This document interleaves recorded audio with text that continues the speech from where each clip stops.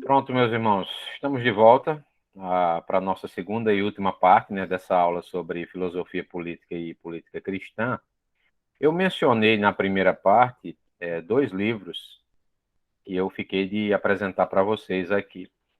Um deles, a tese de doutorado de R.T. Kendall, o sujeito que substituiu Martin Lloyd Jones lá na Capela de Westminster. É esse livro aqui, ok? Então, é João Calvino e o Calvinismo Inglês até 1649. Foi uma leitura muito interessante que eu fiz. A tese do Kendall é a tese de que o calvinismo foi modificado pelos puritanos,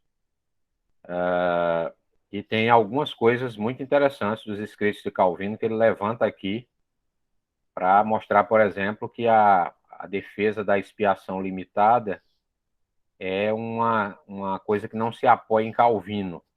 É uma questão bem controversa, então eu recomendo realmente essa leitura, para quem quer se aprofundar aí. Eu mencionei o livro e não apresentei ele na primeira parte da aula, é esse aqui. Editora Carisma, vocês encontram na Amazon, em outros marketplaces aí. Tem outro livro da Martins Fontes, que é esse aqui, ó, Lutero e Calvino sobre a autoridade secular, ok? Isso aqui faz parte de uma coleção que a Martins Fontes traduziu para cá, que são os clássicos Cambridge de filosofia política, ok? Então é Lutero e Calvino sobre a autoridade secular.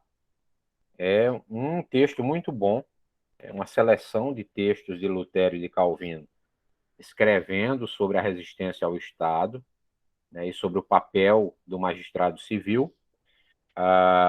Então, foi organizado por um alemão, que eu não sei pronunciar o segundo nome. Ok, então mas o primeiro nome é raro, eu acredito, ou Arro, alguma coisa assim, porque é H-R-R-O. E o último nome, Hopfel, eu acho que é isso. Tem um H, um O, um P, um F e um L. Ele é o organizador, né? Organizou esses textos de Lutero e Calvino sobre a autoridade secular. Isso estava baratinho há poucos dias na Amazon, menos de R$ 30. Então, um material muito bom, uma seleção muito boa, pouco mais de 150 páginas, mas vale a pena, ok? Então, nessa segunda parte, conforme nós apresentamos na primeira parte do cronograma, nós vamos apresentar a crítica cristã das ideologias políticas contemporâneas, ok? Então, nós vamos seguir o roteiro apresentado pelo professor David Koizes, no seu livro Visões e Ilusões Políticas, tanto na primeira quanto na segunda edição, é a mesma ordem. Então, nós vamos apresentar esse, esse material do professor Koizes. Deixa eu só abrir aqui novamente, que eu acabei fechando quando terminei a minha primeira apresentação. E vamos seguir apresentando o seu conceito de ideologia, a sua tese de que as ideologias são idolatrias. Então, nós vamos examinar essa tese, ver qual é a sua origem e conceito de ideologia que o Coises vai definir a partir dessa sua tese. É muito interessante. Então, eu vou apresentar isso a partir de agora. Deixa eu só subir aqui a minha apresentação para que a gente consiga visualizar. Conforme fizemos na primeira parte, eu vou pedir a vocês que, caso tenham alguma intervenção, ok? Caso tenham alguma intervenção, basta ligar o microfone enquanto eu estiver apresentando e me interromper, sem problemas. Conseguem visualizar ali o cristianismo e as ideologias? Dá para ver? Perfeitamente. Muito Ok. bom. Então, cristianismo e as ideologias políticas contemporâneas. Então, nós vamos, em primeiro lugar, apresentar aí um conceito de ideologia, ok? Todos nós já ouvimos essa palavra, é uma palavra polissêmica, mas que ganhou um certo sentido mais fixo, né, pelo menos do século XIX para cá, com a elaboração de Karl Marx. Essa é uma das contribuições da teoria marxiana. Nós ouvimos frequentemente que Karl Marx não deve ser lido, etc. É lógico que a teoria de Karl Marx ela é criticável, conforme nós veremos aqui, o socialismo e até mesmo o comunismo idealizado por Marx são criticáveis, têm os seus pontos fracos, mas não deixa de ser também ou não deixa de ser uma contribuição a alguns conceitos levantados pela crítica de Marx ao sistema emergente do capitalismo que surge ali na Revolução Industrial, pelo menos aquele tipo de capitalismo que surge ali. Nós vamos examinar isso melhor. Okay? Mas, enfim, o conceito de ideologia começou a ser implementado no século XVIII e XIX, entre os séculos XVIII e XIX, por um filósofo, político e também soldado francês, o Antoine-Louis Claude Destutt, que era o conde, ou se tornou o conde de Tracy, quando cunha o termo ideologia em 1801, no tempo da Revolução Francesa, mas o significado era de ciência das ideias comprovadas empiricamente. Então, a ideologia aqui tinha um sentido bem peculiar. Ciência das ideias comprovadas empiricamente tem a ver, né, com uma compreensão até mesmo positivista e, ao mesmo tempo, empírica, o que parece contraditório, mas não, pois, segundo ele, e isso vai ser depois melhorado por outros pensadores, as ideias científicas elas deveriam melhorar a vida das pessoas, ou seja, uma ideologia ela deveria ter um valor prático. Essa era a compreensão quando o termo surgiu. Isso vai dar origem depois, né, a filosofias como o pragmatismo e o utilitarismo, pensando aqui no John Stuart Mill ou no Jeremy Bentham, que vão desenvolver melhor o utilitarismo, vão fundamentá-lo filosoficamente. Né? E isso é muito comum no pragmatismo norte-americano também, né? Que uma coisa é verdadeira se demonstrar a sua praticidade ou o seu valor prático. No caso do utilitarismo, se for útil para a maioria das pessoas. Né? Então, essa era a concepção original quando o termo ideologia surgiu. Aqui eu vou pular uma série de pensadores que tentaram pensar o conceito de ideologia. O David Koizes, no texto que eu vou mandar para vocês também, e para alguns já mandei, o resumo das suas palestras no nosso curso de Cristianismo e Política, trabalha muito bem o desenvolvimento do conceito de ideologia. E no seu livro também, o livro que é fundamental para entender esse assunto. Mas as contribuições de Marx e Engels no que diz respeito ao conceito de ideologia marcaram o significado recente do termo, ok?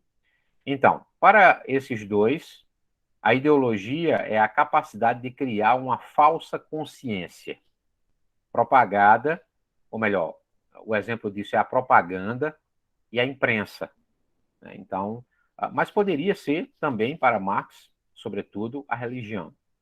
A ideologia que tinha um sentido mais positivo quando o termo surgiu, acaba tendo agora um sentido negativo, e é isso que vai marcar o seu significado recente.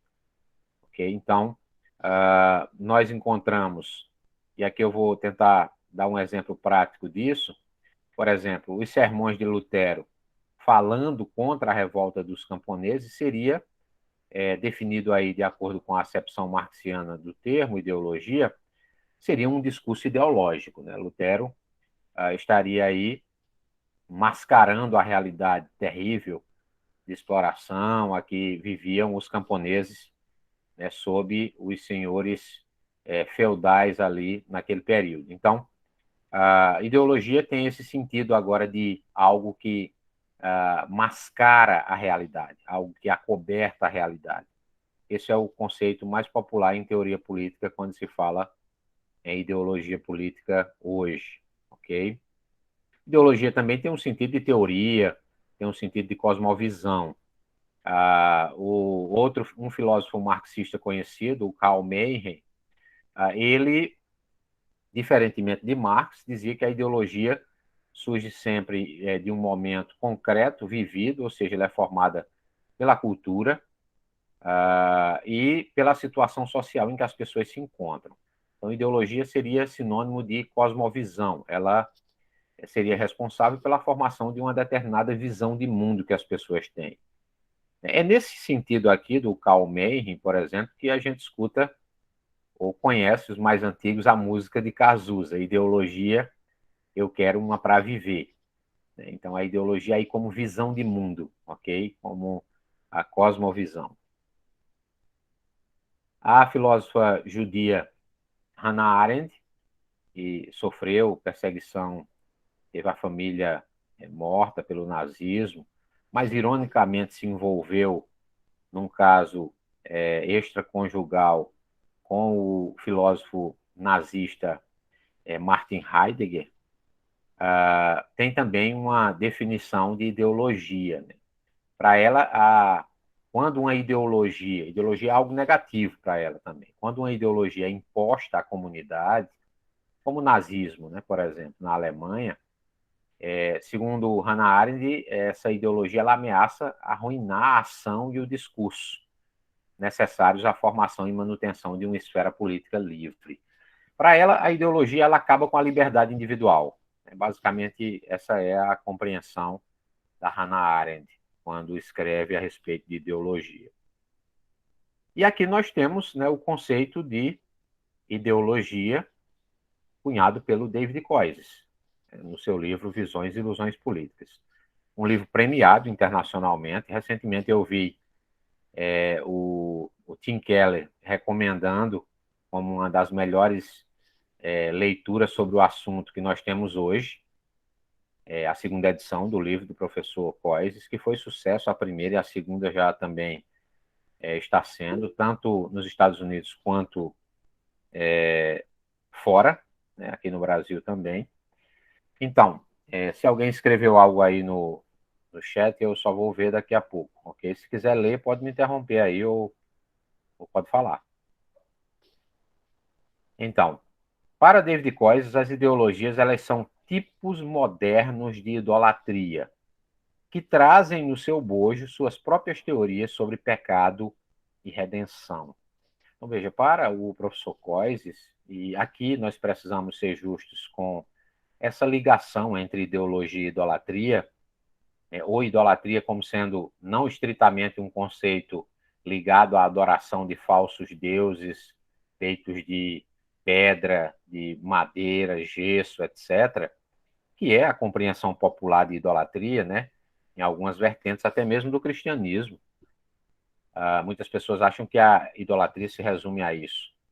Né? Só que o Koyes está seguindo aqui uma tradição já existente na teoria política e científica moderna. Eu me lembro aqui de Francis Bacon, no século XVI, começo do século XVI, quando elabora a sua teoria dos ídolos. A teoria dos ídolos do Francis Bacon tinha como objetivo demonstrar como a epistemologia, ou algumas abordagens epistemológicas da teoria do conhecimento, de Platão, de Aristóteles, haviam se transformado em ídolos no âmbito dessa discussão da teoria do conhecimento. E aí ele vai apresentar os 4 tipos de ídolos no seu livro chamado Novo Órgão, para dizer que nós devemos ultrapassar esses ídolos ou destruí-los se quisermos ter um conhecimento verdadeiro. Um outro teórico foi o Walter Benjamin, da Escola de Frankfurt, que chegou ou escreveu sobre o capitalismo como uma espécie de religião política. Ok? Então, o David Koizes tem uma base já existente para levantar essa tese. Lógico que ele faz isso de uma maneira muito competente e também, de certa forma, inovadora, quando identifica nas ideologias políticas o que são esses ídolos. Então, há um padrão nas ideologias. Elas têm, normalmente, uma teoria da salvação e uma teoria da queda. Embora elas não usem esses termos teológicos, como são, né? Mas elas vão utilizar pressupostos que são claramente teológicos, claramente religiosos, nesse caso aqui, idolátricos. Coisas que são boas na boa criação de Deus, como, por exemplo, a liberdade, mas também a igualdade. E que as ideologias vão transformar ou vão absolutizar essas coisas, né, para citar aí esses dois valores que eu acabei de citar, liberdade e igualdade, elas vão absolutizar isso e vão transformar isso no ídolo.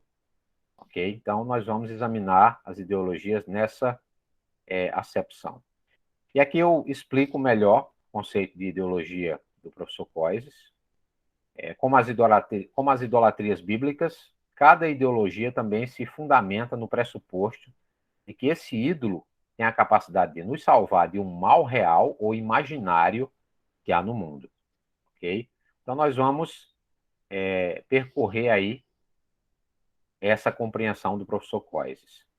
A ideologia na perspectiva cristã, o David Koizes também apresenta aí 5 fatores básicos para que a gente se dirija a essa temática, e nós vamos percorrê-los aqui. Primeiro, a ideologia ela provém de um comprometimento religioso ou idólatra, né, de uma pessoa ou comunidade de pessoas. Então, há um comprometimento mais do que formal, ok, com aquele objeto, aquela teoria ou aquela pessoa, e isso é identificado como um comprometimento idólatra. As ideologias, elas deificam, eu já falei sobre isso há pouco, algo da criação de Deus, e desenvolvem a partir desse ídolo uma doutrina da salvação. Terceiro, além de uma doutrina da salvação, as ideologias precisam também de uma doutrina do pecado ou do mal. Nós vamos ver que todas as abordagens teóricas sobre política, elas identificam um inimigo, né? O inimigo é o igualitarismo, o inimigo é o libertarianismo, o inimigo são as instituições, ou o inimigo é a conservação, o inimigo é a nação estrangeira, são os imigrantes. Então, nós vamos encontrar nas ideologias, em todas elas, uma doutrina do pecado ou do mal, ok? As ideologias, elas possuem também e produzem uma cosmovisão distorcida sobre a justiça, é isso, sobretudo, que o professor Koizes vai demonstrar no seu livro, ok? Eu não vou desenvolver isso muito aqui, é por isso que eu recomendo essa leitura. E nas ideologias modernas, os objetivos, eles suplantam os princípios, né? Então, os fins, eles acabam justificando os meios, não há comprometimento com valores morais absolutos, na maioria das vezes. Nós vamos identificar isso. Então, vamos começar seguindo aí a análise das ideologias modernas, ok? Que é o liberalismo, ok? O liberalismo. É lógico que eu não vou traçar aqui a história do liberalismo, eu não teria como fazer isso. Nós temos publicações que fazem isso com muita competência, e aqui eu me lembrei de uma obra de um brasileiro sobre o liberalismo. Não está fácil aqui, senão eu ia mostrar a vocês o livro, mas depois eu localizo, que é um livro escrito pelo José Guilherme Merchior, da editora Realizações, que tem um projeto de publicação das obras desse pensador brasileiro, que era um liberal, ali da década de 1950 do século passado, né, aqui no Brasil, e que escreve uma história do liberalismo. O liberalismo antes e então, alguma coisa assim. Eu tenho esse texto aqui, vale a pena, pois ele trata do liberalismo como um todo, não somente do liberalismo político, mas do liberalismo econômico também. O liberalismo, e aí o David Koizes aqui vai nos ajudar, ele tem, como todas as outras ideologias, um credo, ok? Tem um credo. O liberalismo, ele tem determinadas crenças que são inegociáveis. Então, eu vou elencar algumas delas aqui, ok? Para que a gente possa discutir isso um pouco. Primeiro, a autonomia humana, certo? A autonomia humana. Pensadores como Immanuel Kant, pensadores como David Hume, John Locke, entre outros, para citar apenas esses mais conhecidos, e aqui, sobretudo, o conceito que desenvolvido por Immanuel Kant, o conceito de autonomia, que é a junção de duas palavras gregas, autos e nomos, que autos significa basicamente próprio, nomos é lei, né? Então é como se o ser humano fosse a sua própria lei. Ele tem autonomia, ele diz ou dá sentido às coisas na teoria do conhecimento de Kant, no que ele chamou de revolução copernicana do conhecimento. As coisas não têm um sentido em si mesmas, mas é o sujeito quem atribui esse sentido às coisas. Na teoria liberal, isso é aplicado a tudo. O ser humano tem a autonomia como sendo algo inviolável na sua compreensão sobre o mundo, sobre a vida, etc. Isso está ligado à ideia de soberania humana. Então, o soberano, que na teoria de Hobbes, que nós vimos na primeira parte, e nas teorias contratualistas clássicas, reside ou em um homem, né, em uma pessoa nas monarquias, ou em uma assembleia de homens, né, no parlamentarismo, até em monarquias parlamentaristas. Aqui, no liberalismo, acaba se centrando nos indivíduos. O indivíduo é soberano. Inclusive, liberais clássicos, eles chegam a dizer que a sociedade não existe, o que existe são os indivíduos. Então, essa é um mote do liberalismo. A ideia de liberdade absoluta, a liberdade é o valor que o liberalismo vai absolutizar, ok? Vai transformar em um ídolo, de modo que, em nome da liberdade, você suplanta a própria vida. Em nome da liberdade, você suplanta a própria vida. Veja que coisa absurda, porque quando se pesa na balança liberdade e vida, alguém que soma 2 mais 2 sabe que não há liberdade sem vida. Né? Então, há algo aí desproporcional. A própria ideia de liberdade depende de vida. Depende de vida para exercer a própria liberdade. Mas, no discurso liberal, a liberdade, por vezes, ela é capaz de suplantar a vida. Vou citar um exemplo, e não foi por acaso que eu coloco a imagem do personagem emblemático da cultura norte-americana recente, que é o Tio Sam. Nos Estados Unidos, né, a liberdade de expressão, há uma discussão no Brasil sobre isso, dos últimos tempos para cá, os limites da liberdade de expressão. No liberalismo não se pode falar em limites para a liberdade de expressão.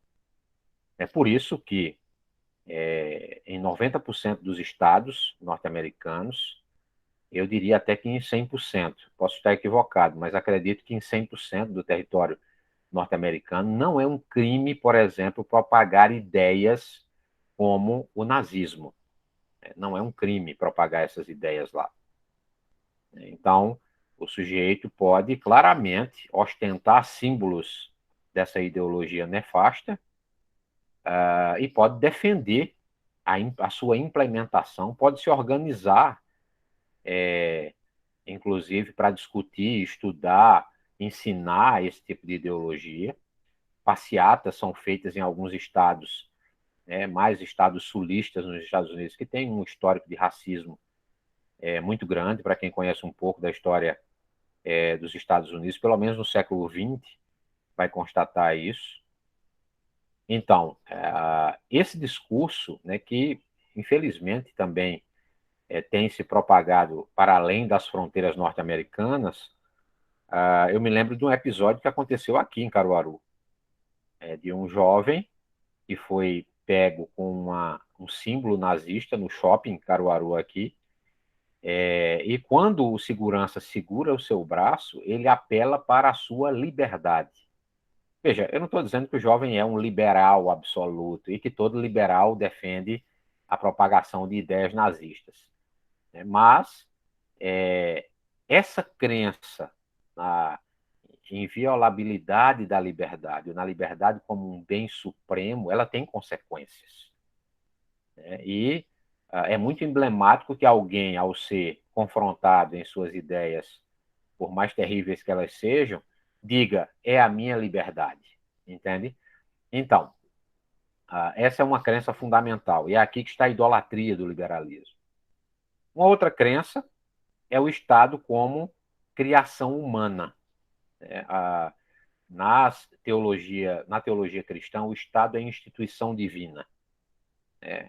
No liberalismo, o ser humano, como é soberano, entende que o Estado é uma criação da racionalidade humana, é uma criação histórica humana. Então, se ignora, por exemplo, que a política, o discurso político está presente na Sagrada Escritura, que Deus, por exemplo, é retratado como um rei, portanto, um governante, que os seus súditos, e é essa a linguagem utilizada, até nas parábolas de Jesus, retrata-se aí uma relação, né, entre o governador ou governante e os governados. Ou seja, o reino de Deus, né, expressões que estão na Escritura, a própria ideia de leis que são estabelecidas por Deus, tudo isso é desconsiderado no liberalismo. O papel do Estado também, o penúltimo ponto aí que eu apresento, o papel do Estado é extremamente reduzido no liberalismo. E aqui eu estou falando do liberalismo político especificamente, algo que também está presente no liberalismo econômico, ok? Mas que eu não vou tratar. Não vou tratar aqui do von Mises, nem da teoria econômica do liberalismo, ok? O que nos interessa aqui é a filosofia liberal como um todo. Como já dizia o José Guilherme Melchior, algumas pessoas que dizem assim, não, eu sou liberal na economia e sou conservador nos costumes. Para ele era uma aberração isso. Porque liberal, na verdade, ele chamaria de liberista uma pessoa assim. Liberal, na verdade, é quem compra todo o discurso do liberalismo, o pacote inteiro. O liberalismo filosófico, político, o liberalismo moral, portanto, a defesa da legalização das drogas, do aborto, etc., casamento de pessoas do mesmo sexo, e também o liberalismo econômico. Né? Então, não há como separar essas esferas. O Zé Guilherme era um crítico desse tipo de separação que já existia. Né? Então, o papel do Estado aqui, no liberalismo político, econômico, etc., é um papel extremamente reduzido, que foi apelidado na teoria política moderna de Estado guarda noturno, pois o único papel do Estado nessas circunstâncias era o papel da segurança pública, ok? Era a defesa da segurança pública. Então, a ideia aí era que o Estado deveria tão somente fazer isso, prover a segurança dos bons e punir os maus. Então, é isso que nós encontramos, por exemplo, na elaboração já do John Locke, né, no liberalismo político de John Locke, ali entre os séculos XVI e XVII. A outra crença é a ação autointeressada. Né? Então, não há espaço, por exemplo, para a fraternidade no liberalismo. Isso, logicamente, foi modificado. Alguns liberais doam, né? Nos Estados Unidos, por ser uma sociedade altamente influenciada pelo liberalismo, a doação e o serviço social acaba vindo da iniciativa privada, de pessoas que fazem isso. Mas o liberalismo em si tem como crença a ideia de que a ação deve sempre ser autointeressada.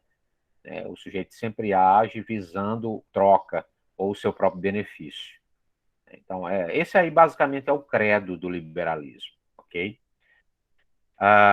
O David Koyes apresenta 5 estágios do liberalismo. Então, e eu acho interessante isso, eu vou tentar resumir isso aqui para que a gente não perca tempo e vá direto para o cerne, para outra ideologia. Mas, primeiro, ele identifica o liberalismo com a comunidade política hobbesiana. Então, Hobbes, como eu já disse, desenvolve um conceito chamado liberdade negativa, que é a ideia de liberdade com a ausência de impedimentos externos. É um conceito da física hobbesiana. Então, imagine aí um objeto que é lançado em determinada direção e ele não é impedido ou não há obstáculos para que ele chegue até aquela direção que ele deseja. Basicamente, essa é a ideia de liberdade negativa no liberalismo político. E é esse liberalismo aí que começa com Hobbes, que é o primeiro estágio. O segundo, né, que é o liberalismo do Estado como guarda noturno, a gente encontra esse liberalismo em John Locke. Né? Então, e no liberalismo econômico posterior. Né? Essa ideia aí, né, de liberdade de comércio, também sem a intervenção do Estado, passou a ser conhecida depois como capitalismo.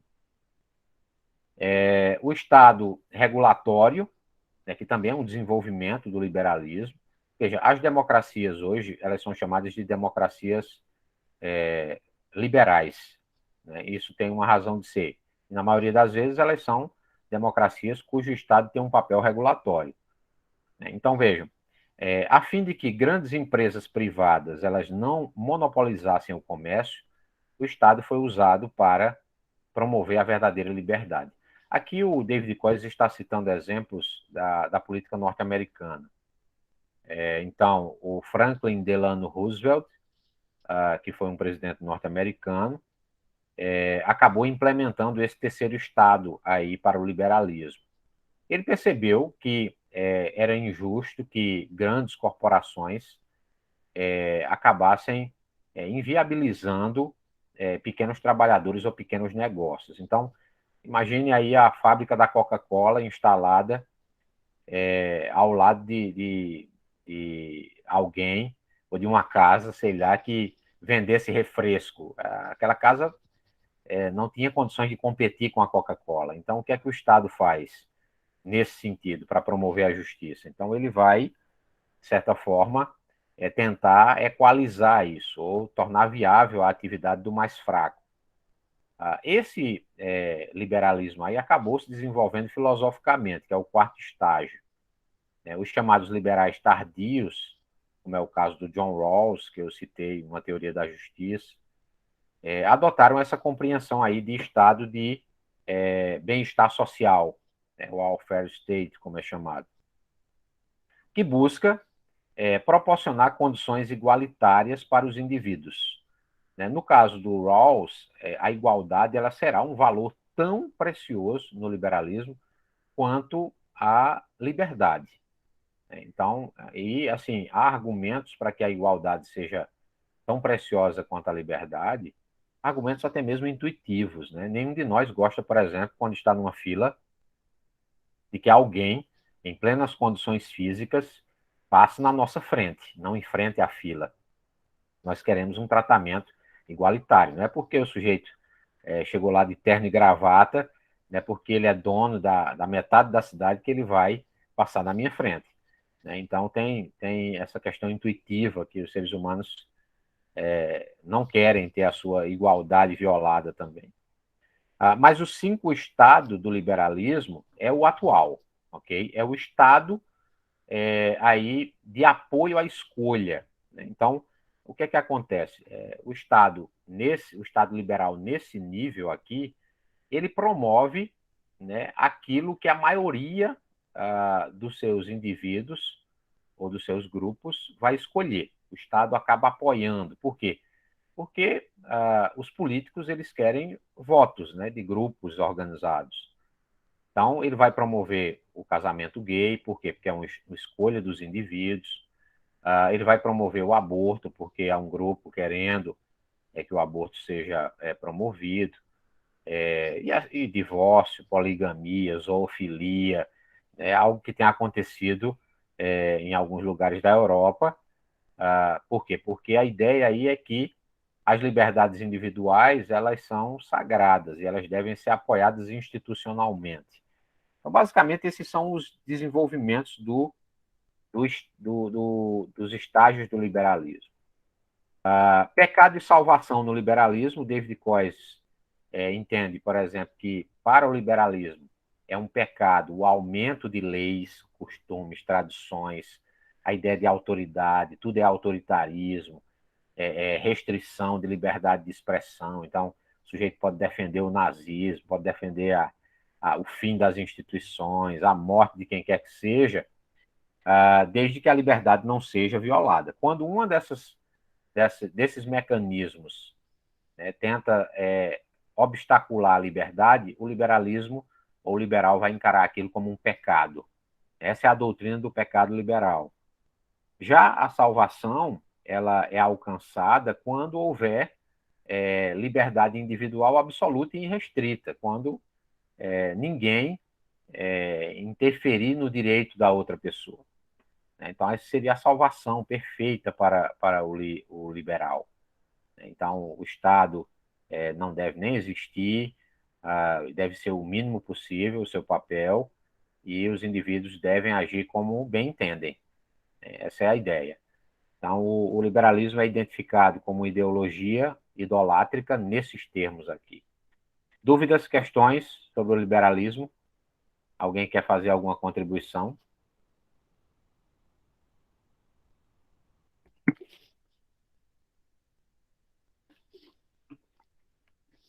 Vamos para a segunda. Conservadorismo e idolatria. Opa, alguém quer falar? Não, eu ia falar, ia só comentar, mas não ia acrescentar muita coisa ao que você já explicou aí, não. É isso mesmo. Pode seguir. Pode Ok, prosseguir. perfeito. Então, conservadorismo e idolatria. Vejam, eu escolhi a figura emblemática do filósofo britânico falecido há pouco tempo, o Roger Scruton, por uma razão muito simples. Né? Recentemente, há uma efervescência sobre a leitura, promoção das ideias do Roger Scruton.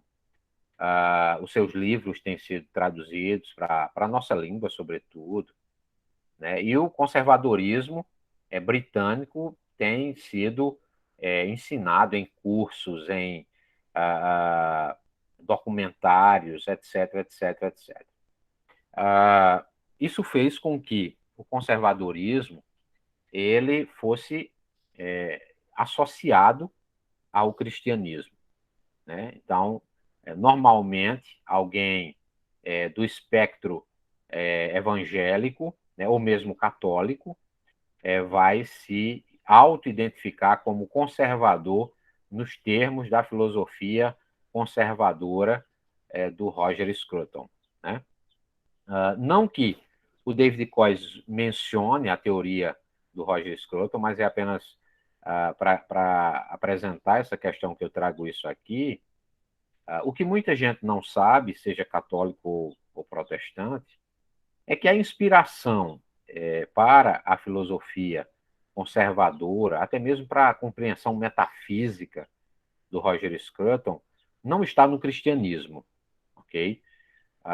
Está, sobretudo, na filosofia pagã do platonismo e do aristotelismo. Então, é uma advertência que faço, não para jogar tudo fora, ok? Para jogar, como dizem, a água suja com o bebê e tudo, né? A água do banho suja com o bebê dentro, não é isso. Logicamente, há muitas contribuições, como no liberalismo nós podemos encontrar algo positivo.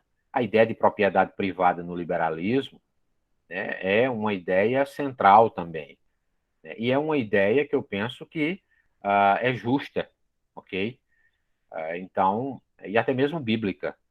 Então, não podemos também generalizar. É apenas uma advertência aqui, ok? Quem pensa que as fontes primárias do Roger Scruton são o cristianismo, seja ele católico ou protestante, está enganado. As fontes primárias são a filosofia pagã clássica. A grande pergunta é o que é o conservadorismo, e aqui o David Coyce vai gastar um tempo considerável nessa ideologia, porque há muitas discussões sobre se o conservadorismo é uma ideologia ou não, entre os próprios conservadores. Ô, professor, Pode falar. me permita só uma observação. Com certeza. Você está correto, né, nessas colocações que você fez quanto à inspiração de Scruton na sua teoria do conservadorismo, embora, e essa é só observação, embora ele fosse cristão, não é? Embora Sim, ele fosse anglicano. com certeza, com certeza. Embora, mas é como nós dizemos, é uma coisa não anularia a outra, mas assim, quem quer transformar o conservadorismo em cristianismo está cometendo um grave erro. É isso que nós vamos tentar demonstrar aqui. O David Coyce tenta fazer isso também. A dificuldade é que, diferentemente das outras ideologias, que claramente nós conseguimos identificar o princípio idolátrico ali, seja na sua teoria do pecado ou da salvação, no conservadorismo essas coisas são menos evidentes, certo? Então é necessário um exercício de reflexão maior para tentar identificar isso. Então, primeiro, a questão de se o conservadorismo é uma ideologia ou não, se o conservadorismo é, na verdade, uma espécie de disposição reativa, se ele é uma atitude, são questões discutidas entre os próprios conservadores. Nesse sentido, eu quero indicar mais uma literatura para vocês aqui, que é o livro do professor João Pereira Coutinho, é um português, um cientista político, estudioso do conservadorismo, de Edmund Burke, etc., que tem um livro publicado pela Três Estrelas, editora Três Estrelas. O livro chama-se As Ideias Conservadoras, explicadas a revolucionários e reacionários. Aqui o João Pereira Coutinho vai dizer que o conservadorismo é uma ideologia. Mas ele, como conservador, vai diferenciar o conservadorismo do reacionarismo. Para ele são duas coisas diferentes. Por isso que ele vai explicar as ideias conservadoras tanto a reacionários quanto a revolucionários. Então, é o livro que eu recomendo, certo? Daqui a pouco eu apresento o livro para que vocês vejam, porque é uma síntese perfeita em língua portuguesa do que é o conservadorismo. Tem o livro do Roger Scruton, o que é ser, ou como ser um conservador também, que vale a pena. Então, aqui eu sigo o João Pereira Coutinho quando ele diz que, em certa medida, todos nós somos conservadores, né? Até as outras ideologias, né? Elas são conservadoras, elas querem conservar algo do seu pensamento, conservar algo da sua própria vida, etc., né? Como diz o João Pereira Coutinho, por mais progressista que o sujeito seja, algumas coisas ele quer só para ele, né? A sua esposa, por exemplo, os seus bens, assim, ele não quer distribuir essas coisas ou dividir essas coisas, entende? Então ele é conservador em alguma medida. Então, na verdade, o João Pereira Coutinho vai problematizar a ideia de um conservadorismo só, vai dizer que o que existe são conservadorismos, ok? E isso é muito interessante, porque o conservadorismo brasileiro não tem nada a ver com o conservadorismo britânico. Ele parece mais com o reacionarismo, né, se vocês constatarem isso com a leitura do livro do professor João Pereira Coutinho. Mas então, o David Koizes vai afirmar que talvez o conservadorismo não seja uma ideologia em si, mas uma tendência que se alimenta das demais ideologias. Eu entendo que o conservadorismo é uma ideologia, seguindo João Pereira Coutinho. O David Koizes, ao dizer que o conservadorismo ele se alimenta das demais ideologias, vai fazer a sua defesa, né, e vai apresentar alguns traços conservadores em outras ideologias. Então, eu penso que, seguindo aqui agora o João Pereira Coutinho, o que caracteriza mesmo o conservadorismo é a melancolia pela perda de um ideal que ficou no passado, né? E isso, seja essa melancolia venha ela de capitalistas ou de socialistas, né, por terem perdido seus privilégios quando o sistema faliu ou vai à ruína, seja a maior característica do conservadorismo como ideologia. Veja, aliado a isso, eu tenho uma suspeita a respeito do conservadorismo, que é a sua ligação com uma ideologia chamada tradicionalismo. Eu já vou apresentar isso. Mas aqui, seguindo David Koizes, será que existe um credo conservador? Veja, o que torna o conservadorismo difícil de analisar é que ele muda de tempos em tempos e lugar para lugar. David Koizes vai falar, por exemplo, do conservadorismo islâmico, né, que muda de lugar para lugar. Em alguns lugares há o véu sendo usado, em outros lugares não há. Em algum lugar há a lei chamada Sharia, que é implementada, em outros lugares há uma modernização da interpretação dessa lei. Então, podemos falar do conservadorismo inglês, do conservadorismo norte-americano, russo, etc. Mas, conforme eu disse, o tradicionalismo. Veja, o conservadorismo ele nutre em si uma suspeita com a modernidade, né, com as ideias da modernidade. É por isso que eu desconfio que a boa parte dos protestantes que simpatizam, por exemplo, com governos monarquistas, eles deixaram passar esse pressuposto fundamental do conservadorismo, que é o seu compromisso com o tradicionalismo. O tradicionalismo, na verdade, é uma ideologia muito ampla, eu não teria tempo aqui de tratar sobre ela. Ele também é conhecido por um outro nome chamado perennialismo, ok? Tem alguns representantes no islamismo, em outras religiões, mas, sobretudo, no cristianismo, tanto católico quanto protestante.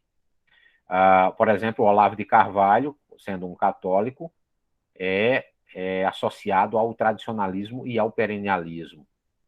Então, veja, se você já viu o Olavo de Carvalho dar uma aula sobre a reforma protestante, você vai constatar que o que está por trás da sua fala, ele, o padre Paulo Ricardo, são compromissos com o tradicionalismo. Por quê? Qual é a crença fundamental? A crença fundamental é que a modernidade estragou tudo.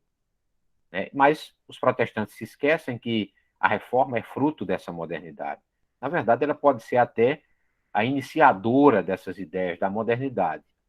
É por isso que, como eu já disse, aquele compromisso com a monarquia, né, que reflete uma visão de mundo medieval, onde havia uma igreja, um Deus e também um rei, ela é uma estrutura que não se adequa à pluralidade que nós encontramos no protestantismo, né, que acabou esfacelando essa visão de mundo.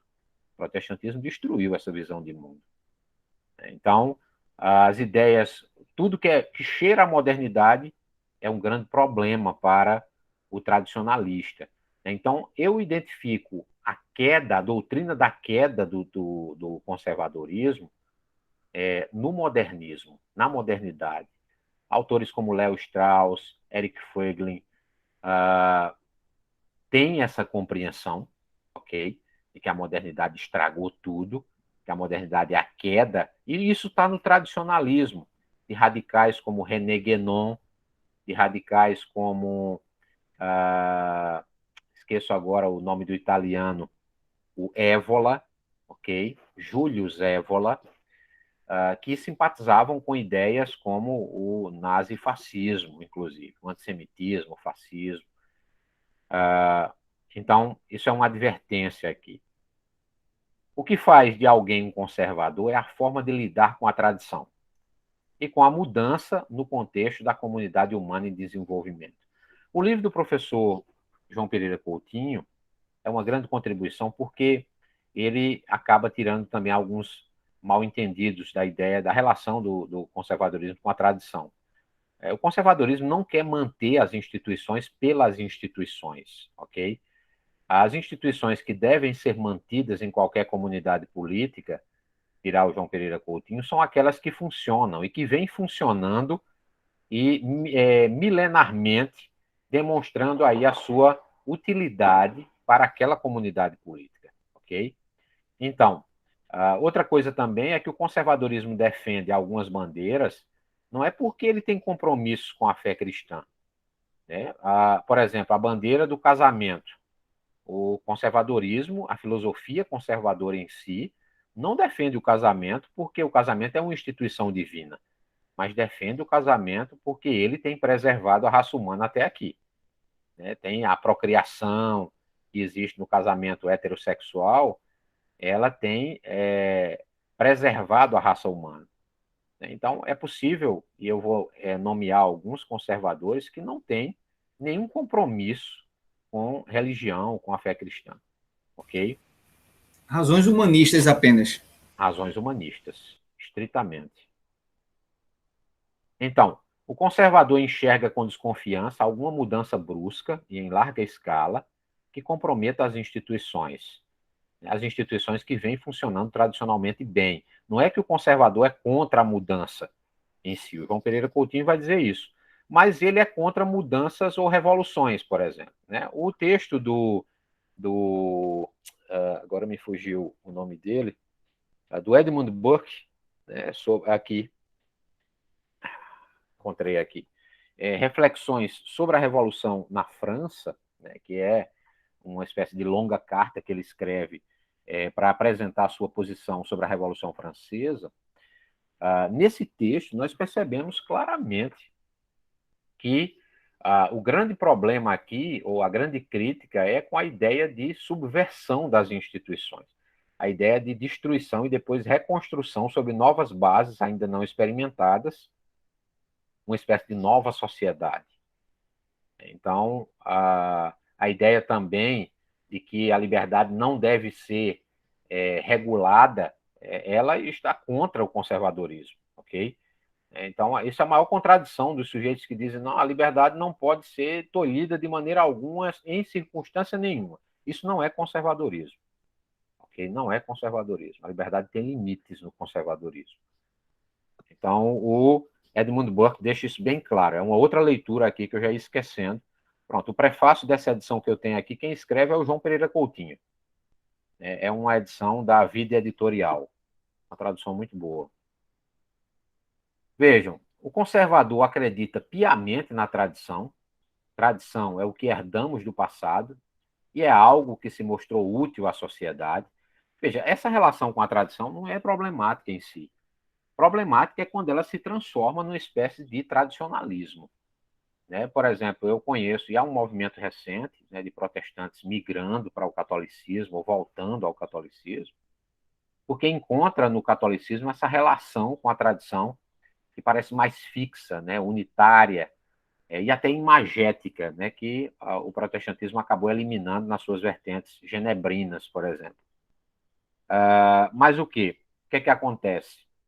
Normalmente, essas pessoas compram o pacote inteiro do tradicionalismo. Recentemente, eu recebi de um colega uma foto, colega que era de uma igreja pentecostal, mas que abandonou porque começou a simpatizar com as ideias da monarquia.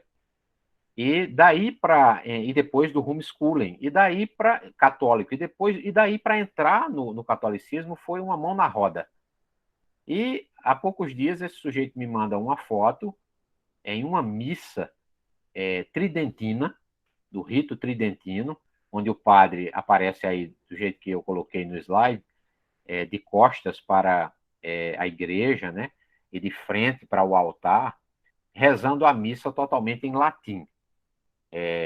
Eu não me recordo agora se isso foi em Santa Cruz do Capibaribe ou se foi em Campina Grande. Numa dessas duas cidades ele encontrou, e o padre estava de botas, era uma missa reservada ali com poucas pessoas, mas dava para ver que tinha pessoas assim, de uma idade jovem, como ele, participando daquela missa. Isso é o retrato. Aqui não foi, não. Não foi em Santa Cruz, não, né? Não tem alguém que faça isso aí, não, né? Os padres aqui não celebram em latim, não. Nenhum deles, não. Eu conheço então, todos. possivelmente foi em Campina Grande, porque ele tem trânsito nessas duas cidades, por isso que... E eu não sabia direito de onde veio a foto, né? O local onde foi tirada, mas era numa igreja. Então, isso retrata, sabe, esse compromisso ideológico com a tradição. O sujeito compra o pacote completo. E aí, o conservador, né, voltando aqui, não está preocupado em saber se a crença na tradição é ultrapassada e irracional, certo? Ele não quer saber, por exemplo, alguém que está pedindo a volta da monarquia para o Brasil hoje, né? É alguém que não quer saber se a monarquia é um sistema ultrapassado, nem mesmo irracional, até mesmo contraintuitivo, né? Não quer saber, ele quer saber que a tradição é o correto, aquilo é o correto para ser implementado. Então, por isso que nós encontramos tantos católicos, né, aliados ao conservadorismo. Há um movimento tradicionalista no catolicismo, eu estou lendo sobre isso, um autor um teólogo católico chamado João Décio Passos escreveu recentemente um livro pela Edições Paulinas sobre isso, muito interessante, sobre a volta do tradicionalismo no catolicismo, né? E esse é um livro que eu tenho aqui, A Força do Passado na Fraqueza do Presente, o tradicionalismo e suas expressões, da Edições Paulinas. Então, é uma reflexão sobre isso. Okay? Tem uma literatura que eu quero indicar aí. Pode falar. Então. Entre esses grupos que você mencionou aí, falo do padre Paulo Ricardo, do Olavo de Carvalho, que é o grande representante desse conservadorismo no Brasil. Mas há alguns grupos também dentro da Igreja Católica que, inclusive, causam muita polêmica dentro da Igreja contra bispos da CNBB, por exemplo, que é o Centro Dom Bosco. O Centro Dom Bosco, não sei se em suas pesquisas você já teve a oportunidade de assistir alguns vídeos. Sim, pronto, perfeito. O Centro Dom Bosco, o Instituto Dr. Plínio Correia, os Arautos do Evangelho, são grupos ultraconservadores dentro do catolicismo romano, que segue toda essa ideologia, essa visão ideológica que você mencionou aí, é muito bem representado, defendido por esses grupos. Perfeito. E são esses movimentos, Jairo, que têm feito esse trabalho de catequização de protestantes. Recentemente, o Centro Dom Bosco promoveu um debate, uma palestra com 2 ex-protestantes, falando dos 5 solas, do ponto de vista católico, como a Igreja Católica compreende os 5 solas da Reforma, ou dos reformadores. Então, eles fazem esse trabalho, de fato, com esse apelo que você mencionou aí, do conservadorismo, que é um apelo comovente para qualquer cristão. Qual é o cristão que não quer ser, que não quer ser conservador, que não é conservador? Isso. E isso tem sido um fator muito importante para tirar muita gente de igrejas evangélicas, inclusive igrejas reformadas, viu? Com certeza. Não é, quando a gente pensa em pelo menos eu, quando pensava em ex-protestantes dentro da Igreja Católica, eu pensava em alguém que saiu frustrado do meio desse movimento neopentecostal. Mas não, muitos, até porque para acompanhar esses grupos, o cara tem que ler, tem que estudar, tem que ser um cara pensante. E isso você vai encontrar mais em igrejas reformadas, igrejas tradicionais, do que em igrejas neopentecostais. Então tem esse movimento que realmente faz isso dentro do catolicismo romano, do jeito que você está dizendo aí. E o fator monarquia também é defendido por muitos deles, a questão do governo monárquico, da volta da monarquia para o Brasil. Essas observações que o irmão Diógenes fez são extremamente pertinentes e bastante esclarecedoras. Eu estava pensando aqui exatamente nesse pessoal do Centro Dom Bosco, né, que na figura do Nogueira e de outros tem elevado a ideologia aos extremos, e eles fazem críticas muito fortes, né, essa comunidade da ICA, os neo-ortodoxos da ICA, principalmente a Igreja Reformada, né? Você vê que eles fazem ataques frontais, né? O padre Paulo Ricardo mesmo, ele tem documentários só tecendo críticas à Igreja Reformada. Aí usa momentos históricos específicos da Reforma, como, por exemplo, movimentos maçônicos dentro da Igreja Reformada. Eles usam pequenos pontos, pequenos acontecimentos para criar toda uma trama, né, de críticas à Igreja Reformada. E aí, infelizmente, muitos jovens, como o irmão Diógenes colocou de forma excelente, que querem ser conservadores, que admiram os pressupostos dessa ideologia, acabam mergulhando, né, e acabam se afastando da sã doutrina. Né? Isso é uma pena ver isso. Excelente. Exatamente. Mais alguém? Mais alguém? Então. Esses grupos têm também, Jairo e irmãos, entre si também essa questão de serem antiprotestantes. Todos esses grupos que eu mencionei aqui, quando falam do protestantismo, falam de uma forma muito, muito dura. Paulo Ricardo, o padre Paulo Ricardo, é um cara muito inteligente para ser um padre romano, que na maioria dos casos, que via de regra, só celebra missa e cuida de suas paróquias, ele estuda muito, lê muito, tem vários cursos já na plataforma dele, mas quando abre a boca para falar do protestantismo, sobretudo do contexto da reforma, da história da reforma protestante, é um asno falando. É um asno. Pois é. Não tem conhecimento de fato do que foi a reforma protestante. Então, mas são antiprotestantes, todos eles.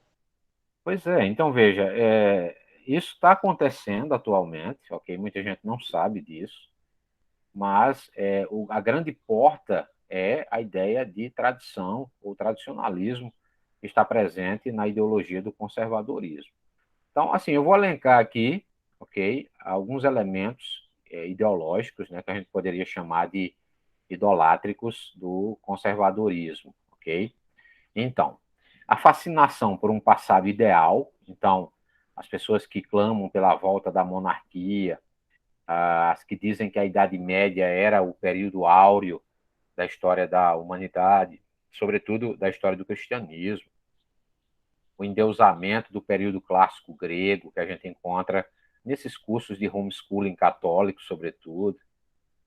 Tudo isso pode ser classificado como uma utopia reversa, né, e considera a modernidade, as reformas e a mudança como uma espécie de queda da graça. Então, esse é o elemento idolátrico mesmo, é a doutrina da queda já como elemento idolátrico. Embora defendendo de forma cobeligerante, né, algumas crenças que os cristãos também defendem, conservadorismo, e aqui eu faço uma advertência, mais uma vez, não é o cristianismo. Conservadorismo pode até ser ateísta. Aqui eu vou citar alguns nomes: Anthony Flew, Theodore Dalrymple, João Pereira Coutinho e Philippe Pondé, que recentemente parece que se declarou teísta, mas eu não sei direito. A mudança, outra coisa, a mudança e o desenvolvimento não são necessariamente defeitos. Elas são partes da criação tal como Deus a estruturou. Aí aqui o David Coyce vai trabalhar muito bem isso. Ele vai apresentar a mudança, né, como se fazendo parte da dinâmica do plano de Deus. Né? Se não fosse a mudança, nós estaríamos onde agora? Né? Então, essa é uma ideia que precisa ser bem esclarecida e ele faz isso muito bem. O cristianismo ele foi parte da dinâmica revolucionária da revelação progressiva de Deus. Então, isso é uma prova de que a mudança está nos planos de Deus.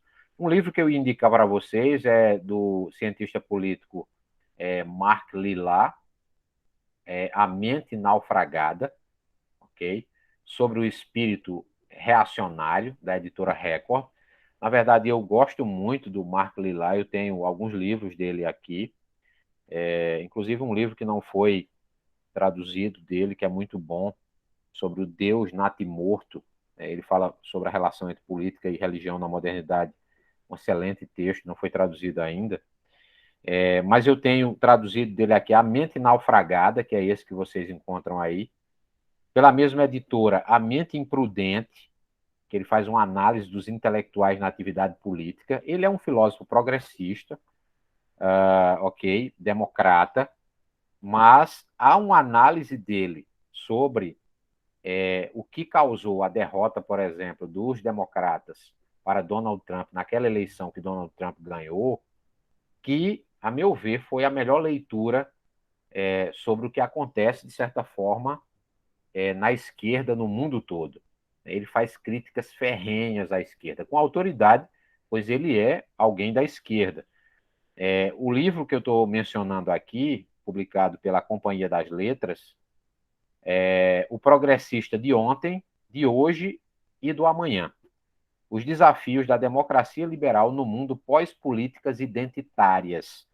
Ele vai mostrar que a grande derrota dos democratas nos Estados Unidos foi porque eles esqueceram um conceito fundamental da política, que é o conceito de cidadania, e passaram a segregar grupos dentro de instituições de ensino superior, as faculdades, as universidades, políticas identitárias, né, de gênero. Ele vai dizer que isso foi a grande derrocata dessa corrente por conta disso. É um livro extraordinário para quem gosta de história das ideias políticas ou teoria política. Ele escreve muito fácil, mesmo para quem nunca leu nada sobre isso. Eu recomendo. E aí, uma última coisa é a reforma protestante, né, que desafiou a tradição, desafiou aquelas estruturas já postas e nós estamos aqui. Deixando agora o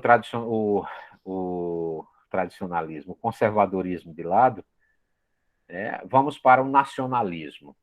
Nacionalismo e idolatria. O David Koyes vai escrever um capítulo fascinante sobre o nacionalismo, com muitas informações que eu apenas vou sintetizar, certo? Aqui. Nacionalismo e idolatria. Veja, claramente aí vocês percebem, isso é nos Estados Unidos, aquilo que nós mencionamos, veja, a bandeira dos Estados Unidos aí coligada à bandeira do nazismo. Então, é uma coisa assim surreal, mas isso acontece em alguns estados do sul dos Estados Unidos, em plena luz do dia. David Koyes vai trabalhar com o termo nação, que é um termo difícil na teoria política, na ciência política, embora nós tenhamos aí nação como algo que é delimitado num território especificamente, né? Então, há muitas definições: língua comum, etnia, religião, cultura, costumes ancestrais, raça, território, história, ordem constitucional. Esses elementos aí, eles constituiriam, na teoria política moderna, uma nação. Mas no nacionalismo é mais do que isso. A inspiração do nacionalismo vem da definição do alemão Ernest Renan. Né? O nacionalismo, ou uma nação, vem da ideia de que uma nação é um princípio espiritual, é algo misterioso que unifica as pessoas. Observe que o nacionalismo ele é capaz de despertar uma espécie de fé das pessoas naquela nação, numa coisa abstrata, que nós não sabemos o que é, né, que ele chama aqui de princípio espiritual. Eu vou apresentar aqui os credos dos nacionalismos, porque são muitos nacionalismos. Apenas vou apresentar nacionalismos recentes, e por isso que eu coloco aí o Putin como um exemplo do que é o nacionalismo em atividade, né, na antiga União Soviética, na moderna Rússia. Vou apresentar também o Orbán como sendo um desses exemplos, e tentativas de nacionalismo sendo também fomentadas em outras partes do mundo. Mas nenhum nacionalismo é igual. Essa é uma coisa que vocês precisam saber desde o início, e o David Kois vai explicar isso muito bem. Vai botar Bolsonaro aí também ou não? Não, Bolsonaro, eu acredito que o Brasil não tem tradição de nacionalismo, entendeu? O Brasil tem tradição de populismo. É verdade, eu estou tirando onda. Como eu não vou analisar o populismo, né, o que seria também, eu penso, uma ideologia, principalmente aqui na América Latina, né? Todo mundo que já tem uma noçãozinha de ciência política vai saber que o que caracteriza a política na América do Sul, ou a política sul-americana, é a ascensão de líderes carismáticos, líderes populistas, né? Então, é isso que nós temos. Ora, populismo de esquerda, na maioria das vezes, aqui na América Latina, e a grande novidade agora é o populismo de direita, mas é populismo do mesmo jeito. Então, não vou fazer essa análise aqui, porque ela também pode ser interpretada como sendo uma análise partidária, né? E do jeito que o contexto está polarizado, qualquer análise partidária ou crítica, seja à direita ou à esquerda hoje, né, naqueles que vão disputar essa próxima eleição, pode despertar paixões aí primitivas, e eu chamaria até de idolátricas, daqueles que estão na plateia. Então eu quero evitar esse tipo de julgamento, entendeu? Vamos analisar a política macro, é melhor. Então, nenhum nacionalismo é igual. Isso faz com que essa ideologia seja menos nítida, assim como o conservadorismo, né? Mas uma crença é universal aqui. O nacionalismo, e aqui eu cito David Kois, infunde certo fervor na lealdade ao Estado. O nacionalismo ele tem características de uma religião, e a gente nem percebe. É um culto à nação. A nação tem hinos para a gente cantar para ela tem dias festivos, ela tem símbolos, né? Então, os símbolos do culto, a nação também tem. Ela tem símbolos, uma bandeira ou um símbolo qualquer, ela tem esses símbolos. Faz parte da própria Constituição das Nações. Então, o elemento idolátrico já está na Constituição. Aí o Orbán, qual é o pecado original do nacionalismo? De qual mal, ou de que mal Deus-nação promete nos libertar? Então, pecado original e salvação no nacionalismo. David Kois vai fazer isso aqui, mostrando, de fato, qual é o grande problema do nacionalismo. Ele quer nos libertar do controle de quem se encontra fora dos seus limites autodefinidos, ou seja, de quem é diferente em termos de raça, cultura, língua, religião, etc. Então, veja, onde é que nós encontramos o nacionalismo? O apartheid, na África do Sul. Então, a ideia ali é que os negros não podem, não são, são uma coisa diferente da África do Sul. A Igreja Reformada, infelizmente, na África do Sul, apoiou essa aberração e tem consequências até hoje, né? A Sérvia é um outro exemplo. Então, a Sérvia também teve, com a Iugoslávia, né, esse problema, a Bósnia, né, esse problema. A Alemanha nazista, né, também. Então, todos que não eram ali arianos deveriam ser colocados fora dos limites, ou marginalizados, ou exterminados. O sul dos Estados Unidos, uma história aberrante no sul dos Estados Unidos, com a segregação racial. Aí temos a famosa luta pelos direitos civis, com pastores como o Martin Luther King e outros, etc. E nos Estados Unidos recente, né, o Donald Trump acabou também apresentando características de uma ressurgência do nacionalismo como política internacional dos Estados Unidos. Então, a ideia, por exemplo, de construir um muro no México, né, a ideia de barrar pessoas vindas de outras nações, isso aconteceu também na Hungria, né, no que diz respeito às pessoas que estavam fugindo do terrorismo islâmico. Então, elas ficaram ali na fronteira da Hungria, da Polônia também, são países alinhados ao nacionalismo. Então, o David Koyes vai analisar essas ideologias e, sobretudo, essa crença, né, de isolacionismo, do nacionalismo, à luz do cristianismo. Eu vou já apresentar algumas dessas questões.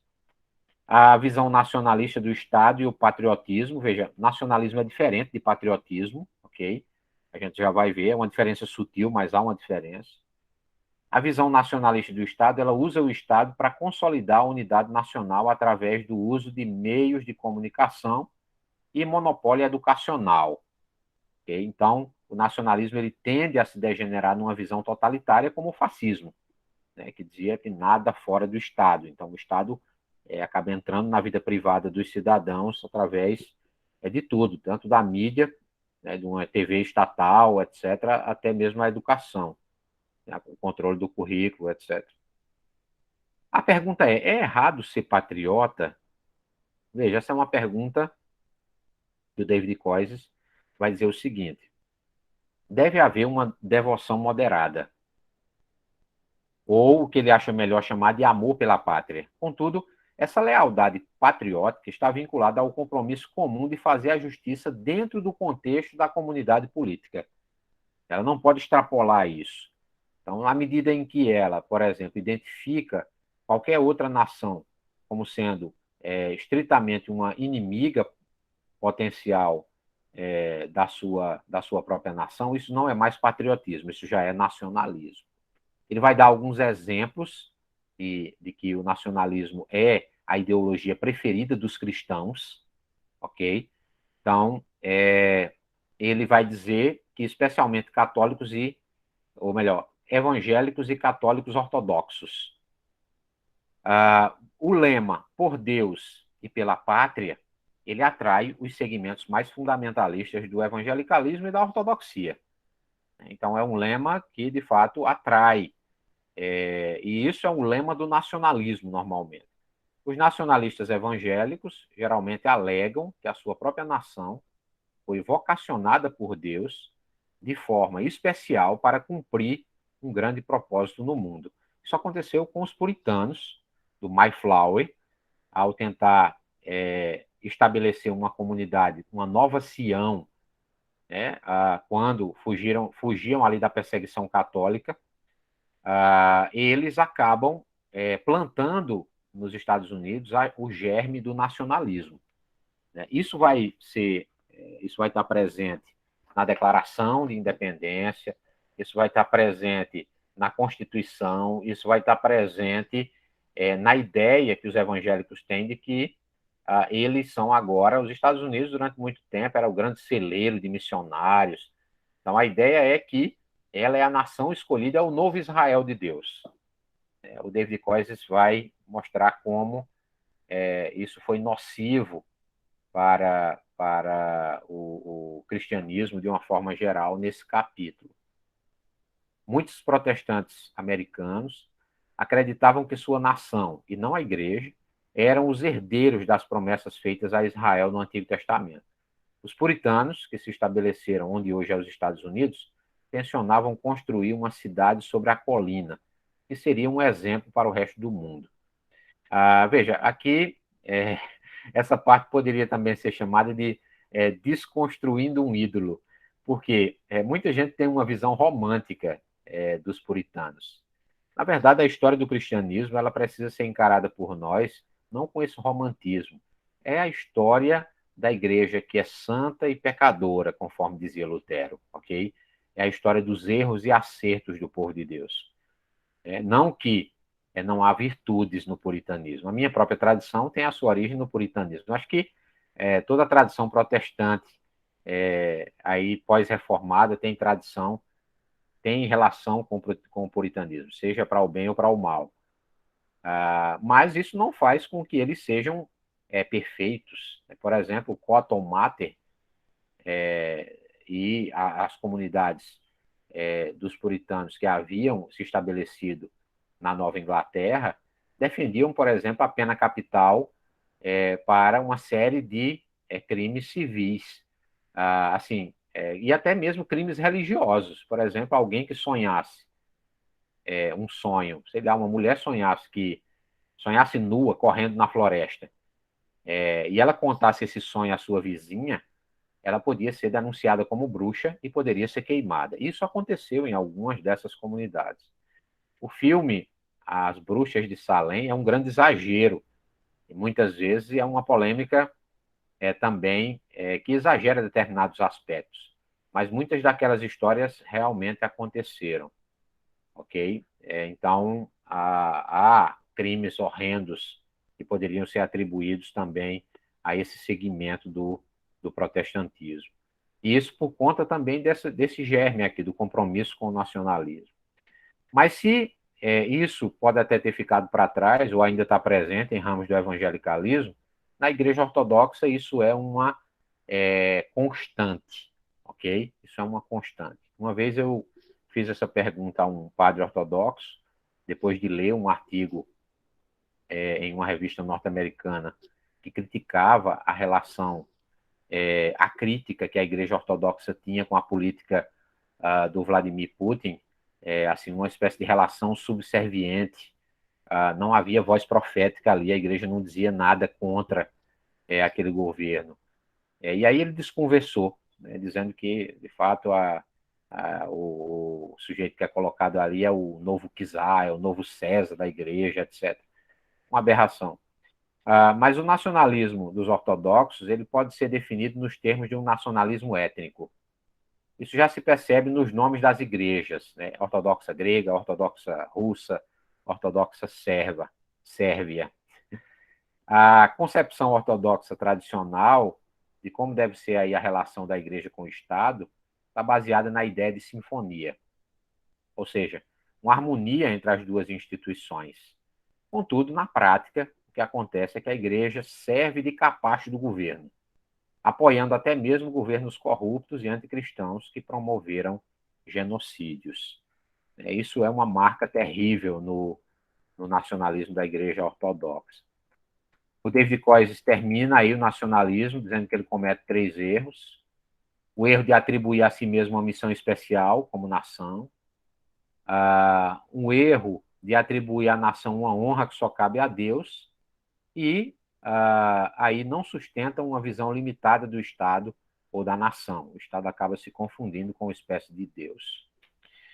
Vejam só, nós temos ainda, e falta 5 minutos aqui no meu horário, a democracia para analisar e a opção, eu sabia que era muito conteúdo, e a opção cristã que vai além das ideologias.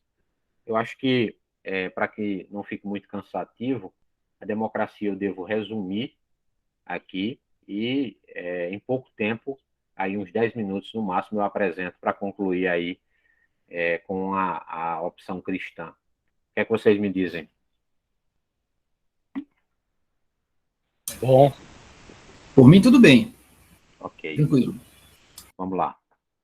Então, veja, democracia aqui é forma de governo, ok? Diferentemente das outras ideologias que a gente já analisou aqui, né, que são mais filosofias, visões de mundo, elas acabam regendo determinadas formas de governo, como é o caso do conservadorismo com a monarquia, como é o caso do liberalismo com as democracias. Mas a democracia em si tem problemas. Ela se tornou popular, né, do final do século XIX para cá. Antes ela era muito criticável e criticada, ok? Isso vocês conseguem ver melhor no texto que eu vou mandar para vocês e até nessa apresentação aqui. A ideia, né, na crença da infalibilidade da vox populi, ou da participação popular, né, da voz do povo, claramente, aqui nós já encontramos esse elemento idolátrico, essa infalibilidade da voz popular. O David Koyes vai fazer uma distinção entre democracia como estrutura e democracia como credo. A democracia como estrutura não tem nada de ruim nela, né? Ou, para citar aqui o acho que foi o Churchill, não lembro direito se foi ele, de que dos piores era o melhor sistema que nós tínhamos, alguma coisa assim. Não lembro direito da frase agora. Mas a democracia como estrutura, ela é boa, para a realidade que nós vivemos hoje.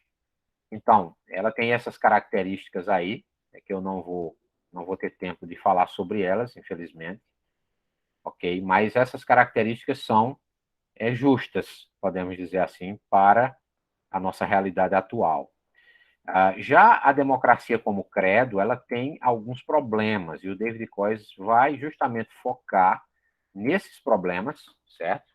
Aí que eu elenquei aí em 7, para demonstrar quais são os problemas da democracia. Em síntese, eu posso dizer o seguinte: a democracia que o David Koiz considera menos ofensiva é a democracia representativa. A democracia direta, ela tem mais tendências de encarar a democracia como fim em si mesmo. Então, aí, ela vai se transformar em outra coisa, em diversas formas de totalitarismo, tirania, essa ideia de submeter tudo a um plebiscito, ela é muito perigosa para a democracia. E até isso é que se transforma num elemento idolátrico. Outra coisa que ele vai trazer para nós na contemporaneidade é o perigo da democratização sem limites, né? Aliado à tecnologia hoje, nós encontramos aí a vida sendo democratizada, uma série de questões, ou o envolvimento, o que demandaria dos cidadãos um envolvimento quase que de tempo integral para dar conta de uma democracia direta através das redes sociais. Essa é uma ideia que vem sendo aventada por alguns pensadores de esquerda, que o David Koiz vai se contrapor também. Então, assim, eu não vou ter tempo de fazer isso. Havia esquecido aqui do socialismo e da idolatria, ok? Que eu também vou resumir, certo? São socialismos, né? Assim como poderíamos falar de conservadorismos. O que eu apresento aí, por exemplo, é uma espécie de socialismo. A comunidade judaica, né, que não tem propriedade privada, inclusive a criação dos filhos é comunitária, que são os kibbutzim, ali, aqueles assentamentos judaicos lá em Israel.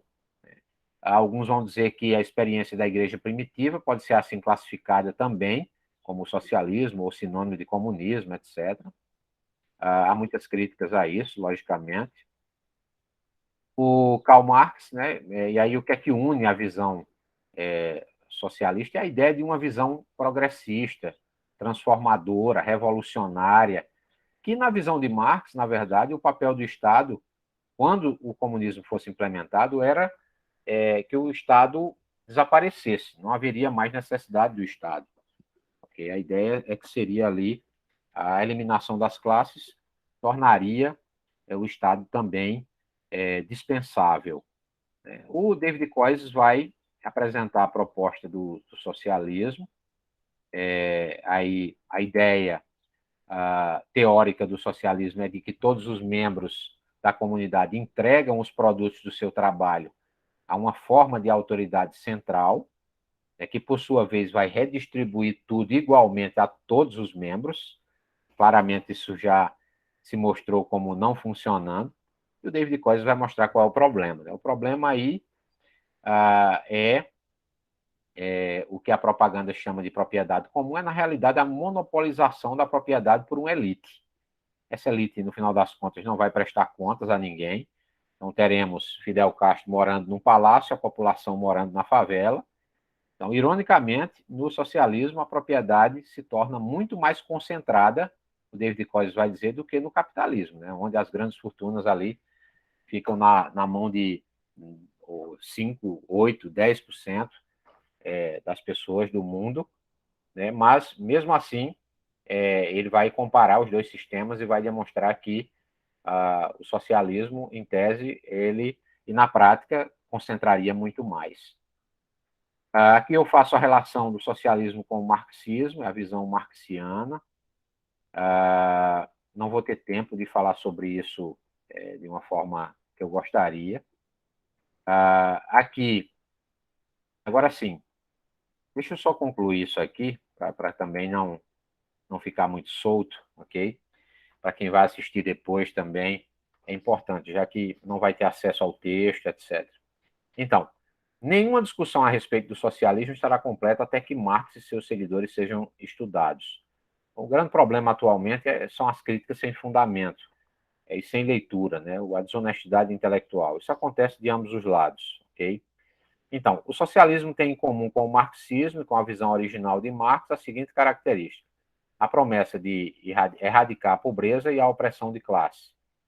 Mas, diferentemente do socialismo, Marx desenvolveu uma filosofia supostamente científica da história baseada na dialética de Hegel e no ateísmo de Feuerbach e no utopismo francês, que já defendia, de certa forma, ideias socialistas.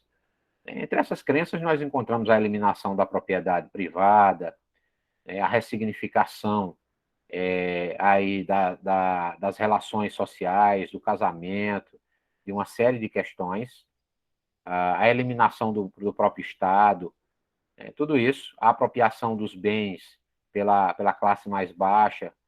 Há muitos conceitos que eu não vou poder me dirigir aqui, o conceito de mais-valia, o próprio conceito de ideologia, a questão do contexto de Marx ter elaborado essa teoria econômica que tem a ver com a reação à jornada de trabalho desumana que acontecia também na Revolução Industrial, ali na Inglaterra e na Europa de uma forma geral. Então, tudo isso precisaria ser muito bem colocado para que a gente analisasse isso, mas o professor Coises faz isso muito bem. Então, eu recomendo aí a leitura dessa parte, desse capítulo especificamente. Mas, para terminar essa longa segunda parte da aula aqui, que já está passando do tempo, se todas as ideologias elas são idólatras, o cristão não deve se engajar politicamente, faltando um R aí no meu slide. Como deve ser aí? Né? Existe uma alternativa de se relacionar com a política?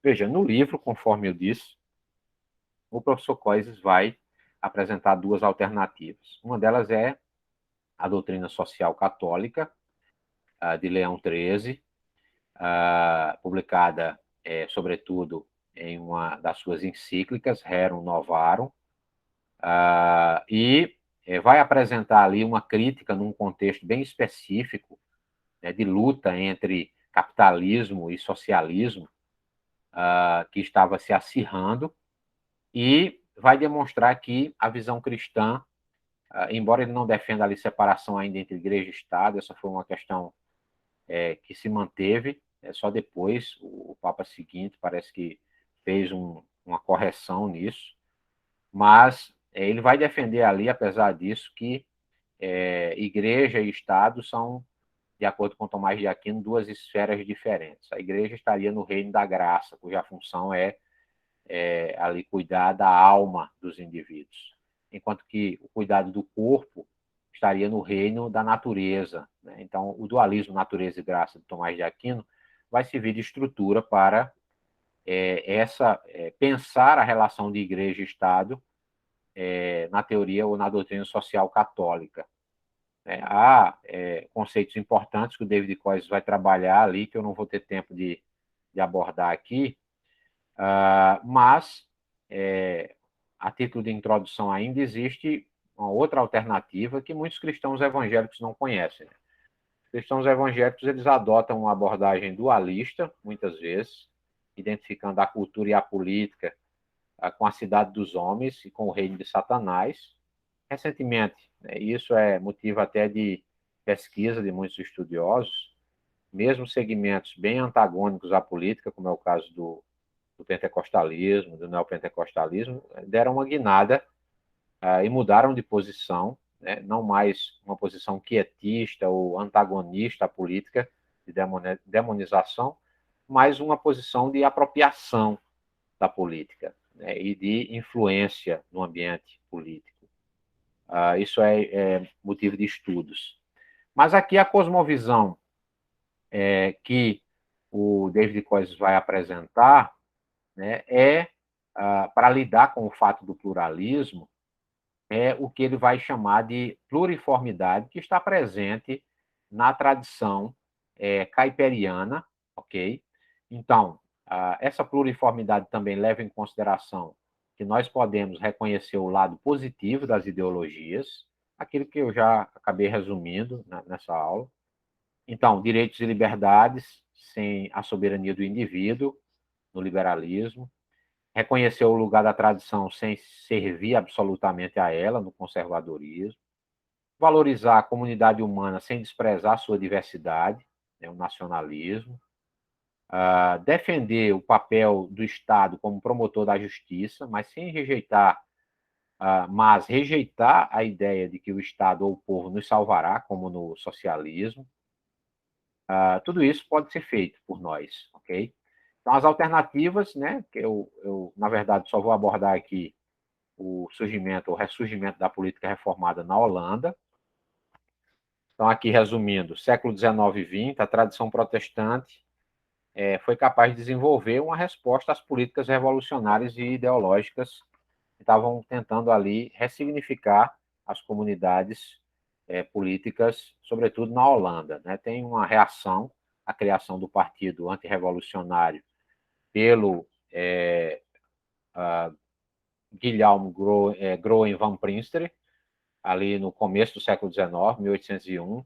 Ele, na verdade, começa a sua luta no contexto da educação, com a criação ou a luta pela criação de escolas confessionais.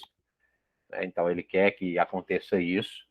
Ele entende que a educação tem um papel fundamental, nessas ideias que estão chegando na Holanda, as ideias inspiradas na Revolução Francesa, mas vai ser o Abraham Kuyper, o sucessor do Van Prinsterer, que foi primeiro-ministro da Holanda, de 1901, está faltando um zero aí, a 1905, e foi também pastor, teólogo, jornalista, educador, estadista, foi quem organizou, de fato, o Partido Antirrevolucionário.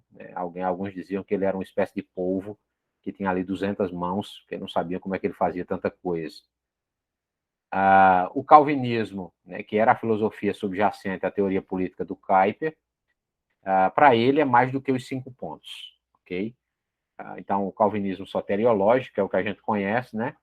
Kuyper não enfatizou tanto. Então, quando você lê aquelas palestras do Kuyper na Universidade de Princeton, que foram traduzidas aqui como sendo o Calvinismo, o livro dele, você vai identificar isso. É lá nesse livro que ele vai trazer. Não há um centímetro da nossa existência no qual Cristo, soberano, não possa dizer é meu. Então, a reivindicação de que o reino de Cristo se estende a todas as esferas da sociedade é de Kuyper. Ele é o fundador do chamado neocalvinismo, uma visão que acredita no desenvolvimento e na aplicação prática da cosmovisão cristã na política, nas artes, na economia, na ciência, etc. Quem enfatiza isso muito aqui no Brasil há muito tempo é o Labri, do Guilherme de Carvalho, e recentemente a Associação de Cristãos na Ciência tem feito um trabalho fundamental aí mostrando a relevância, de fato, da visão, ou da cosmovisão neocalvinista na sua relação com o mundo atual. Então, para Kuyper, o cristianismo, principalmente o calvinismo, é uma visão de mundo e da vida. Mas o que me interessa aqui é a soberania em sua própria esfera, que é a ideia de organização social que o Kuyper vai propor, e depois o Dovey vai até multiplicar essas esferas. Então, a ideia é que cada área da ordem criacional é independente em sua própria esfera. Então, igreja, Estado, família, educação, trabalho, artes, política. Quando o Estado age em alguma esfera que não lhe compete, como, por exemplo, tentando determinar o que é família ou não, ele está transgredindo uma esfera independente da ordem criacional. Ou seja, de acordo com Kuyper, ele está cometendo uma injustiça. Então, com isso em mente, ele cria, por exemplo, a Universidade Livre de Amsterdã. Ela tem esse nome, livre, porque ela é livre tanto da igreja quanto do Estado, porque é uma esfera independente. Então, o Kuyper vai trabalhar a partir disso para falar sobre a sua visão política. Ele vai dizer que, sobre as formas de governo, ele é um democrata, ok? Então, é um democrata, o Abraham Kuyper, é um livro muito bom em inglês sobre isso. Kuyper rejeita todas as teorias que implicam um contrato social, né, como a base da sociedade, pois essas são baseadas sobre a noção do povo como elemento primário do Estado. Ele afirma que nenhum homem tem o direito de governar sobre outro homem, do contrário, um direito como esse é necessária e imediatamente torna-se o direito do mais forte. Então, assim como Calvino, Kuyper era um democrata, mas não crê que alguma forma de governo seja por si só correta para todos os tempos e lugares.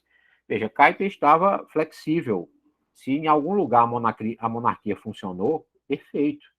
O parlamentarismo, perfeito. A democracia, perfeito. Ele não fecha com nenhum governo. Antes, a forma que o governo toma está associada às mudanças nas circunstâncias históricas e sociais de determinado povo. Então, assim, não há um sistema santificado. E o cristianismo, ele também disse que se adapta a qualquer sistema nesse sentido. Qual seria o papel do Estado em Kuyper? O Estado ele tem 3 deveres para realizar, então é mais do que o que o liberalismo diz, e talvez menos do que o socialismo diga, ok? Então, primeiro, traçar um limite entre as diferentes esferas sociais para evitar o conflito social. Então, o Estado tem um papel ativo no traçar esses limites. Defender indivíduos e elementos fracos dentro de cada esfera. Então, veja, o liberalismo aqui com certeza não aceitaria esse tipo de intervenção, né? Até mesmo o conservadorismo poderia criticar isso. Então, na verdade é que, para os conservadores, Kuyper é progressista. Para os progressistas, Kuyper é conservador. Vocês já devem ter ouvido isso. Então, terceiro, constranger todas as esferas separadas da sociedade a apoiar o Estado e sustentar suas funções legítimas. Então, assim, o Estado tem um papel muito importante na teoria kuiperiana.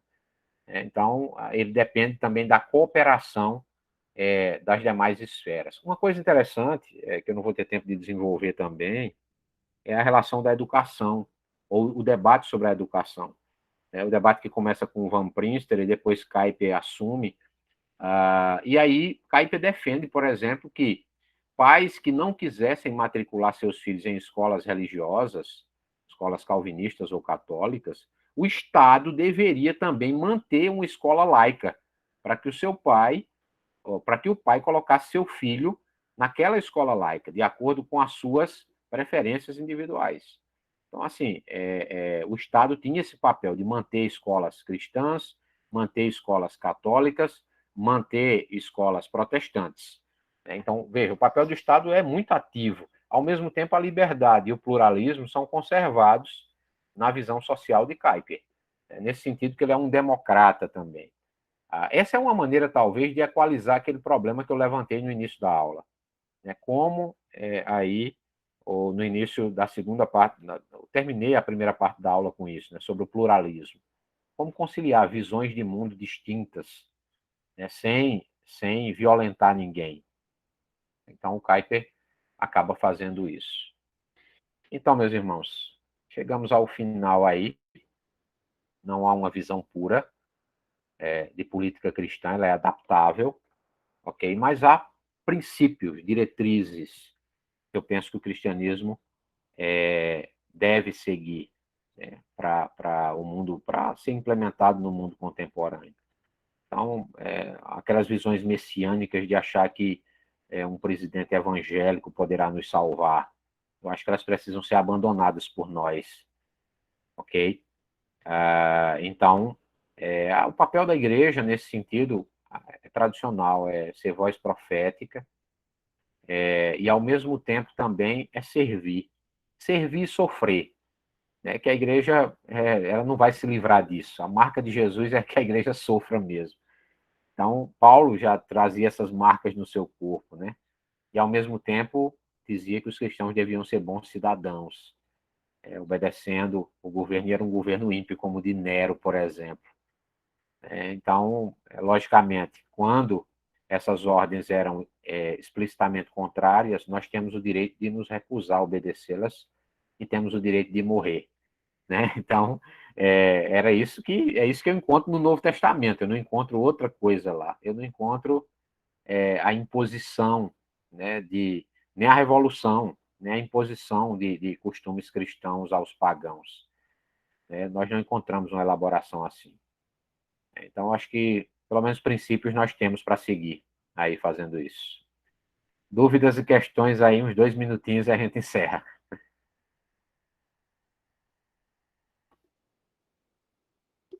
Acho que já passei muito do tempo, né? Só pontuando aqui algo rapidamente, que isso, assim, que possa parecer algo um tanto teórico, mas tem umas implicações muito práticas, né? Eu sinto muito isso no tipo de trabalho que eu faço. Eu trabalho com preservação do patrimônio histórico, e aqui eu moro em Olinda, trabalho em Olinda. O patrimônio histórico está muito ligado ao catolicismo, aos bens católicos, né? E eu trabalho para o governo, né? Então, assim, é uma atuação do governo no sentido de preservar, de manter um patrimônio cultural, mas que é privado, né? Tem um uso público, mas é de propriedade privada, né? Então, às vezes as pessoas, até da minha igreja, já me questionaram isso, e pessoas do trabalho também, por saberem que eu sou protestante. E aí, Alexandre, como é que tu entende isso, né? De estar, assim, sendo um servidor público, trabalhando e reformando o templo católico, sabe? Então, assim, a gente precisa de uma compreensão mais aprofundada de como essas coisas se relacionam, né? Porque senão a gente não consegue conviver com as dúvidas e os dilemas, né? Verdade. Mas eu, assim, muito importante esse assunto. A exposição, a aula, o tempo, assim, voou para mim. Que bom. Né? Então, assim, eu acho muito importante a gente... E isso é uma maneira de estruturar com outras questões que a gente estuda e precisa compreender também, uma coisa relacionada à outra. Então, muito válido. Parabéns pela Perfeito. aula. Boa. Agradeço a participação de vocês aí. Eu sei que muita gente precisou sair, é difícil mesmo, passar um sábado inteiro aqui ouvindo, é complicado. Mas, enfim, Deus abençoe vocês aí, eu vou deixar a gravação salva e vou compartilhar depois com vocês, ok? Aí vou mandar também o material. Então, que Deus nos abençoe aí, em breve eu anuncio aí a próxima aula. Perfeito. Bom final de semana, irmãos. Tchau, tchau. Igualmente. Valeu, Jair, por mais uma aula incrível. Até a próxima aula, meus irmãos. Deus abençoe. Deixa eu terminar a gravação aqui.